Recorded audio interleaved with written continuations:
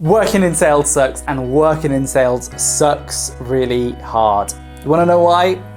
Keep watching to find out more.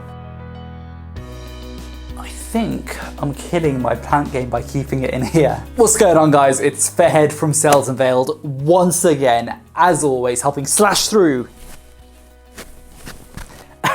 all the misconceptions around sales, business, and personal development, and giving you the practical advice that you need in your day-to-day careers. I'll be honest, guys, my opening was a little bit dramatic. I mean, sales has a ton of benefits, whether it's the earning potential, which, you know, pretty good, all the way to the soft skills that you'll be able to pick up and transfer in your day-to-day lives. That being said, I would definitely be lying if I said I had always dreamed of growing up to become a salesperson. I mean, little Fairhead didn't really know what he wanted to do. Like 99% of you watching this video, myself also fell into the profession. And like any job, with the pros, unfortunately come the cons. So in the video today, we're gonna jump into the top 5 things I hate about working in sales.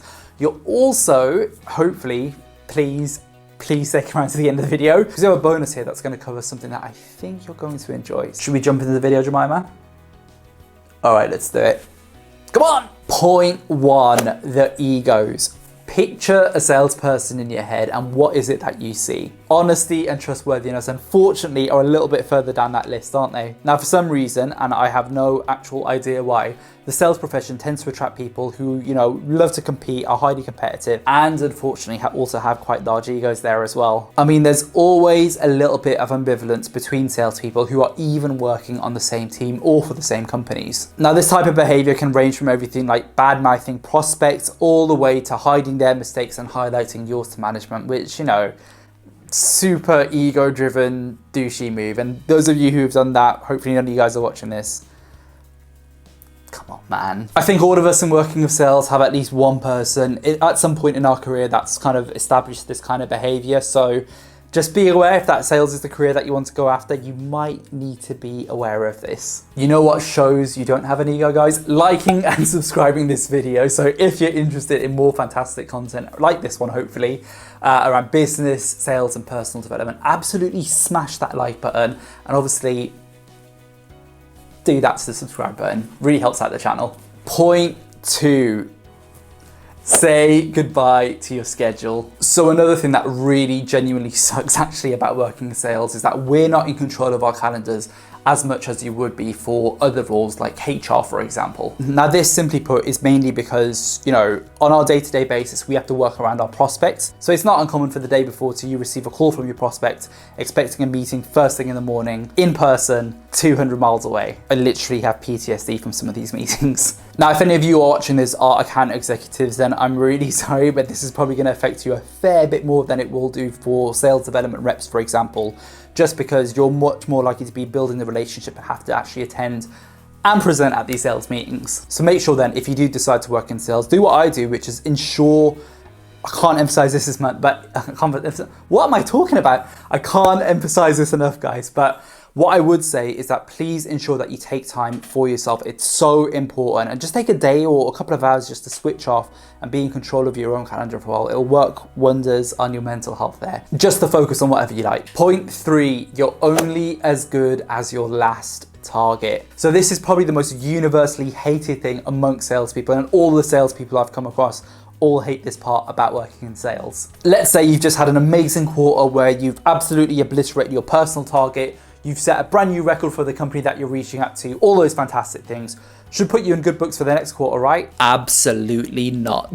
The truth of the matter is that you're only as good as your last week, month, quarter when it comes to working in sales. So if you're not performing, unfortunately, all the goodwill that you've brought up will just fall down by the wayside, to be perfectly honest with you. As soon as you start that new period, the clock goes back to 0.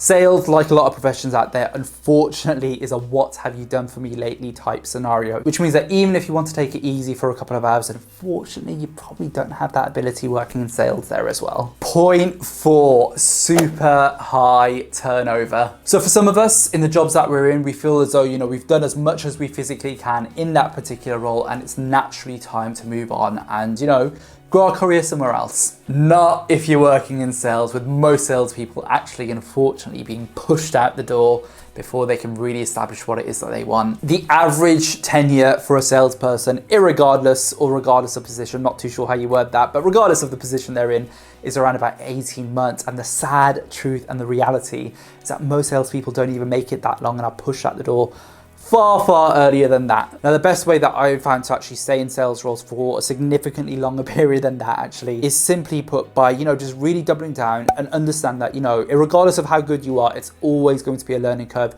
You're never going to know everything when it comes to sales. So just ensure that you continue to improve yourself by, watching videos like this, watching videos on other channels, attending training sessions, all these things, just to give you a competitive edge on some of the other people there as well. Now, I'm sure some of you are watching this in your first sales roles, hence some of the comments that I'm receiving on my videos. If that's the case, just understand that your first role, it's normal. You're probably going to make a couple of mistakes, so don't worry about it. Just try and absorb and try and learn as much as you can. Point 5, the interview process. Now, I've had the pleasure in my career of actually managing a couple of sales teams, a couple of roles ago actually now, and I've also had the pleasure of interviewing quite a few different salespeople. A common problem then, and one of the things I actually hate about sales management in particular, is that, salespeople are very good at interviewing. They're really confident, really, cocky sometimes as well. It goes back to the ego stuff that we were talking about a little bit earlier on. And, you leave the interview once to giving them, a massive base salary, going above and beyond for the commission and really helping deliver upon what you think that they can achieve. Only for a few months to go by and your salesperson that you've hired is actually quite scared of making cold calls and hasn't made a call in the past 3 or 4 weeks. I mean, what's going on with that? Now, this is a real problem that sales managers face, but there are a couple of ways in which you can counteract this. And I found the most established and the best way of actually doing this is by asking your interview participants to actually bring their pay slips and show their proof of their commission earnings. You see, whilst we all working in sales have the gift of the gab, the facts and figures don't lie. So by having that information available, you can kind of see the diamond in the... I don't know what I'm going on with my sayings today, to be perfectly honest with you, but I think that's the right saying. You know what I mean? You can get the good from the bad, basically. Now, if some of you are watching this are actually going through the interview process at the moment, perfectly understandable. Wish you the best of luck there, guys. Feel free to check out this video here, which covers my top sales interview tips and how to absolutely annihilate your sales interview, which I know you will, because you've liked and subscribed. And you're watching this video, of course. Hello, ring ring. Would you like a bonus? I really need to stop coming up with creative ways of doing that. Right, guys, so thanks so much for sticking around to the end of the video. And, the video today has been quite negative, actually, talking about what I hate and despise about working in sales. But, I want to give you one of the biggest benefits and one of the biggest highlights and what I really love about working in sales. Whilst the earning potential and job design are two fantastic reasons to want a career in sales, for me, the biggest benefit of working in sales is actually the effect that it can have on your personal life. I mean, I'll give you an example. Let's say if you're making 30 calls per day, which is kind of a low number, but let's say you manage 30 calls a day. Of those 30 calls, the majority of the people there that you're speaking with will probably reject you, and some might even be a little bit rude. Now, because of that and doing that day in, day out, the fear of, rejection, dealing with negativity, all those things, they don't really bother you as much in the end, which is a massive bonus and what I personally love the most about working in sales. Right, guys, leave a comment down below and let me know what it is that you absolutely hate about working in sales. And as always, please do absolutely smash that like button, tap that bell notification to make sure you're notified of all the latest videos. And of course, please do consider subscribing if you're interested in more fantastic content around sales, business, and of course, personal development. Until then, good afternoon, good evening,